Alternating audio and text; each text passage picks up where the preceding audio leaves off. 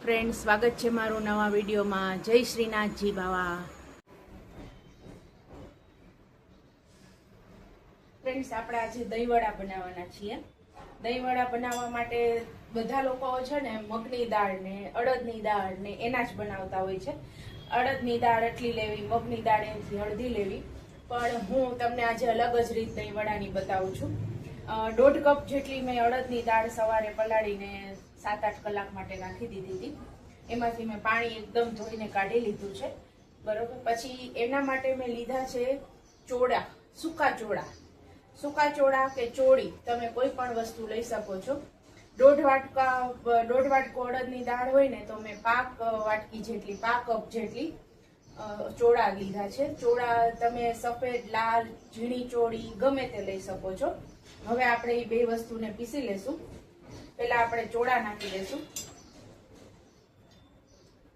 અને એમાં આપણે થોડીક અડદની દાળ પણ મિક્સ કરી દેશું. આપણે એમાં પાણીનો બને એટલો ઓછો ઉપયોગ કરવાનો છે. ઓછો ઉપયોગ કરીને જ આપણે દાળને ક્રશ કરવાની છે. તો હવે આપણે દાળને પીસી લઈએ. ફ્રેન્ડ્સ, તો જો મેં દાળને પીસી લીધી છે.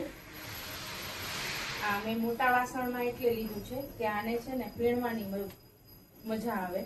અને આપણી દાળ એકદમ ફીણેલી હશે ને તો દહીંવડા એકદમ પોચા થશે.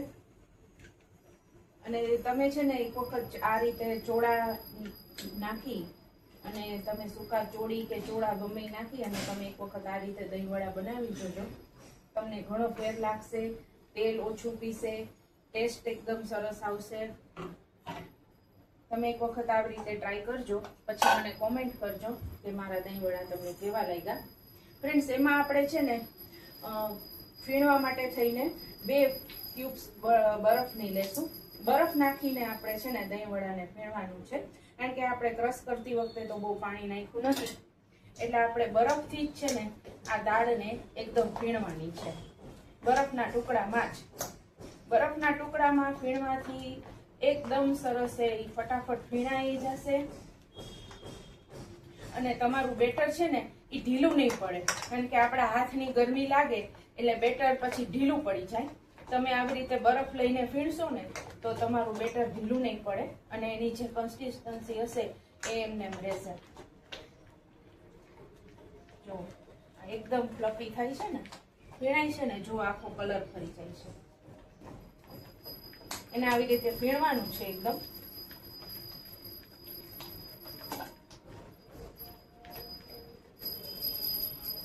જો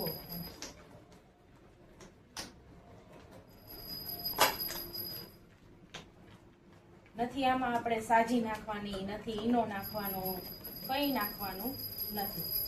આને આમ ફીણવાનું છે.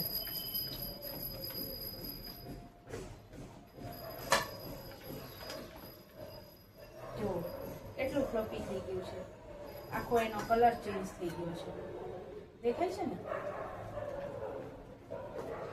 આવી રીતના 2 થી 3 મિનિટ જ ફીણવું પડશે, બહુ નહીં ફીણવું પડે.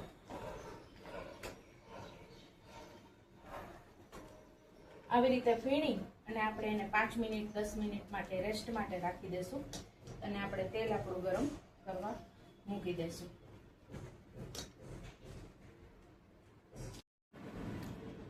ફ્રેન્ડ્સ, તો આપણે છે ને હવે આપણું બેટર તૈયાર થઈ ગયું છે. એમાં આપણે મેં તેલ પણ ગરમ મૂકી દીધું છે.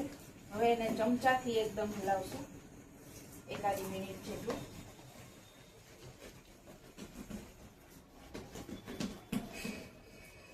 જુઓ, પછી હવે એમાં આપણે મીઠું નાખી દઈશું. અમે જીરું, આદુ, મરચાં એવું કંઈ હું આમાં નાખતી નથી. અમને લોકોને નેચરલ ટેસ્ટ ગમે છે એટલે મીઠું નાખીને હલાવી દેશું.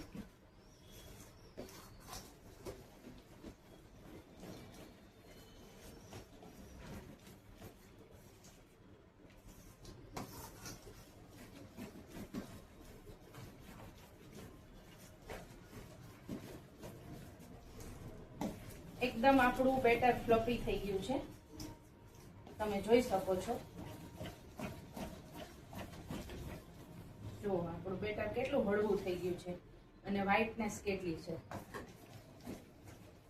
હવે આપણે વડાને ફ્રાય કરી અને પાણીમાં નાખવાના છે. એના માટે મેં નોર્મલ પાણી લીધું છે, નથી ગરમ લીધું કે નથી ઠંડુ લીધું. એમાં સંચળ નાખશું, હિંગ નાખશું,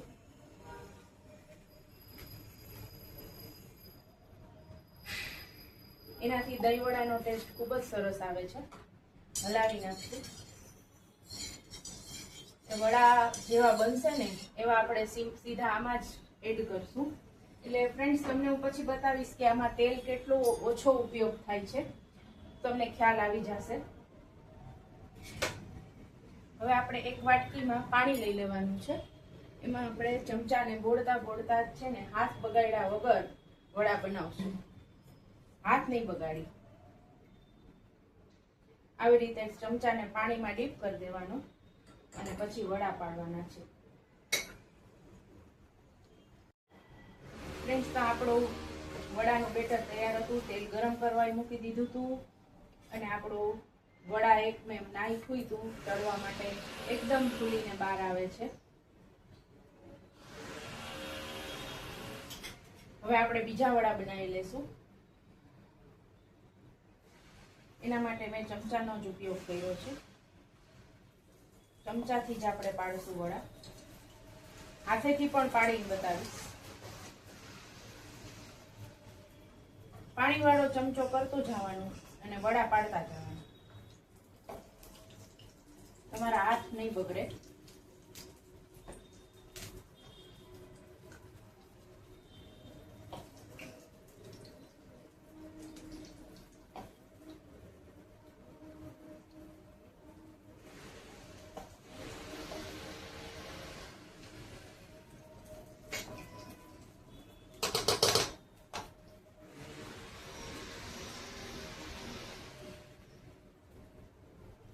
ચમચાને પાછો પાણીમાં રાખી દેવાનો. ફ્રેન્ડ્સ, તમારા વડા છે ને એની મેળે ઉફરશે, તમારે ફેરવવા પણ નહીં પડે. એટલા સરસ વડા તેલમાં નાખતા જ ફૂલી અને સીધા ઉપર આવી જશે. જો હું તમને નજીકથી બતાવી દઉં. આ આપણા વડા છે એકદમ ફૂલીને ઉપર આવી ગયા છે. જો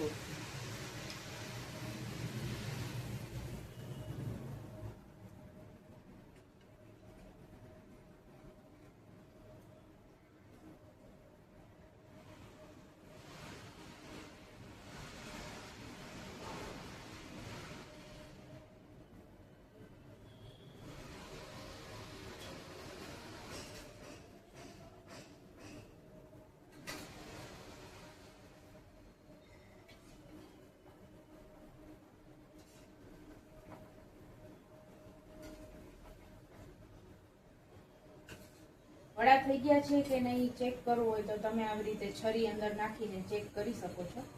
તમને ખ્યાલ આવી જશે. જો છરી ચોખ્ખી બહાર આવે આવી રીતે તો સમજી લેવાનું કે તમારા વડા રેડી છે. એમાં થોડું પણ બેટર આવે તો સમજવાનું કે વડાને હજી વાર છે. તો આપણે ચેક કરી લઈએ. આમાંથી ચોખ્ખી બહાર આવે છે. એ પહેલા નાખેલું હતું મારું, એટલે હવે ને આપણે સીધું પાણીમાં જ નાખી દેવાનું છે.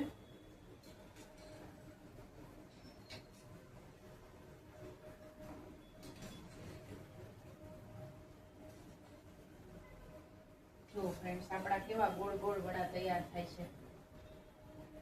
એક સરખા શેકના તમારા ચમચેથી કરશો ને એટલે એક સરખા શેકના તમારા વડા તૈયાર થશે.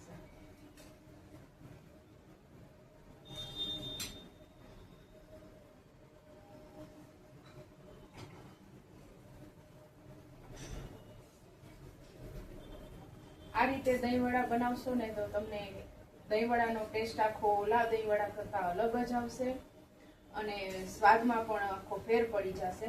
ચોળા નાખવાથી, સૂકા ચોળા નાખવાથી દહીં વડાનો ટેસ્ટ એકદમ સરસ આવે છે અને તેલ સાવ ઓછું પીવે છે. ફ્રેન્ડ્સ,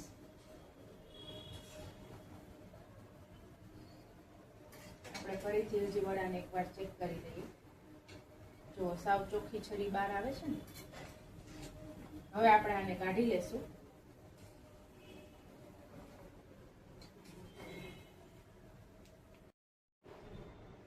ફ્રેન્ડ્સ, તો હવે હું તમને છે ને હાથેથી પાડીને બતાવું છું. હવે આપણે છે ને દર વખતે જ્યારે તમે વડાનો ઘાણો નાખો ને ત્યારે તમારે આવી રીતે દર વખતે એક વખત ચમચાથી એક આંટો ફેરવી અને હલાવી લેવાનું, જેથી કરીને એની ફ્લફી એમને એમ રહેશે. અને જેથી કરીને જે અંદર ગંઠા જેવું ઘણી વખત થઈ જતું હોય છે આપણાથી, એ નહીં થાય. દર વખતે તમે સેજ હલાવી લેશો ને બેટરને, તો જે ગંઠા જેવું અંદર થઈ જાય છે ને એ નહીં થાય. જુઓ ફ્રેન્ડ્સ, હવે તમને હાથેથી પાડીને પણ બતાવી દઉં છું, તો પણ આપણા દહીં વડા સરસ જ થાય છે. અને ચમચેથી તો સરસ થાય જ છે. આવી રીતે આપણે ધીમા ગેસે નાખશું, પછી ગેસ ફાસ્ટ કરી નાખશું. ફ્રેન્ડ્સ, તમારું બેટર જેટલું ફ્લફી હશે ને એટલા વડા ફૂલશે સરસ અને ફટાફટ તળાઈ જશે. તળાતા વાર નહીં લાગે જરાય, કારણ કે એમાં ઓલરેડી એર એટલી બધી હોય છે એટલે આપણા વડું એકદમ સરસ સોફ્ટ થાય છે અને તળાતા વાર પણ નથી લાગતી. એટલા માટે દર વખતે તમે જ્યારે આ વડા પાડો ને ત્યારે એક વખત ચમચો આમ ચમચાથી એક વખત આમ હવા પાછી ભરી લેવાની, એટલે તમારું બેટર એવું ને એવું રહેશે, સુકાયેલું નહીં રહે ઉપરથી, અને તમારા વડા ખૂબ જ સરસ બનશે.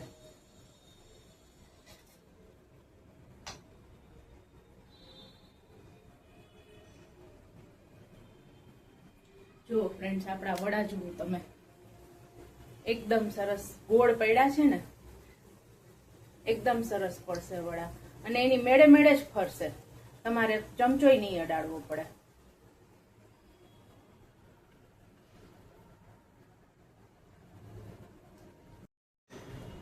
તો આપણા વડા તૈયાર થઈ ગયા છે. હવે આપણે એને પાણીમાંથી કાઢી લેશું અને ફ્રીઝમાં મૂકી દઈશું ઠંડા થવા માટે. જો ફ્રેન્ડ્સ, હું તમને બતાવું, આપણા વડા એકદમ પોચા થયા છે અને એમાંથી તેલ જરા પણ નહીં નીકળે. તેલ સાવ એટલે સાવ નહીં નીકળે. તેલ પીસે જ નહીં તમારા આ વડા, એટલા સરસ આ વડા બને છે. આપણે આવી રીતે એને દાબી અને પછી ફ્રીઝમાં રાખી દઈશું ઠંડા થવા માટે.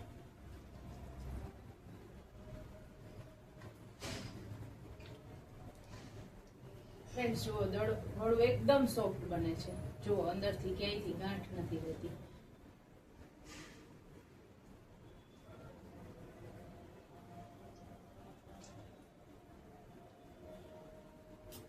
આવી રીતે આપણે બધા વડાને પ્રેસ કરી અને ફ્રીઝમાં ઠંડા થવા માટે રાખી દેવાના છે.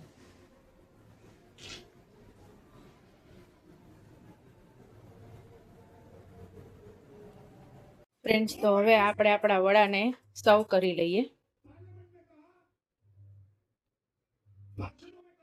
તમે જોઈ શકો છો કેટલા આપણા વડા સોફ્ટ બન્યા છે.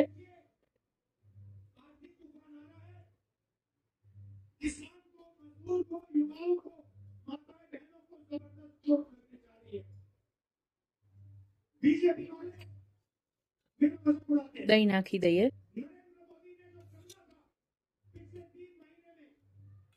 દહીં મેં મીઠું અને ખાંડ નાખી અને એકદમ ફ્રીઝ કોલ્ડ કરી લીધું છે. ખૂબ જ ઠંડુ દહીં બનાવી લીધું છે મેં. ફ્રેન્ડ્સ, તો દહીં વડાનો સ્વાદ સરસ આવે છે. હવે આપણે એમાં લાલ મરચું, શેકેલું જીરું,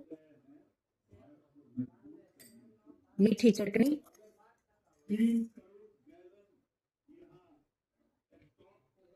અને કોથમરી નાખશું. ફ્રેન્ડ્સ, આમાં તમે મસાલાવાળા દાણા, દાડમના દાણા, તમને જે અનુકૂળ હોય એ બધું નાખી શકો છો. તો આપણા દહીં વડા સર્વ કરવા માટે રેડી છે. Thanks for watching. જય શ્રીનાથજી. પ્લીઝ મારા વિડીયોને શેર, લાઈક અને સબસ્ક્રાઇબ કરવા વિનંતી.